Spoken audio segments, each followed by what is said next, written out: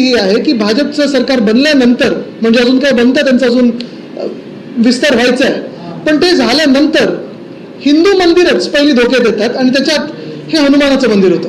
असो, आज ते झाल्यानंतर दोन महत्त्वाच्या गोष्टी आपल्यासमोर मला मांडायच्या आहेत, मुंबईच्यासाठी महत्त्वाच्या आहेत, आपल्या सर्व नागरिकांसाठी महत्त्वाच्या आहेत. पहिली गोष्ट म्हणजे गेली 2 वर्ष आम्ही जे रस्त्याचा घोटाळा एक्सपोज करत आलेलो आहोत.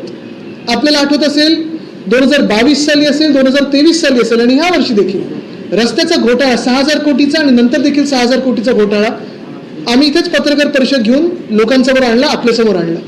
ते झाल्यानंतर मुंबई महानगरपालिकेला मान्य करायला लागलं की ॲडव्हान्स मोबिलिटी हे द्यायची गरज नाही आहे आणि 6,000 कोटीवरनं 5,000 कोटीवर आणलं. त्यावेळी देखील मी सांगत होतो की घटनाबाह्य मुख्यमंत्र्यांचा याच्यात हात आहे का, एकनाथ शिंदेंचा याच्यात हात आहे का, जे 2 पालकमंत्री होते, मग केसरकर जे मला माहित नाही त्यांनी घोटाळा केला की नाही, पण अनियमितता नक्की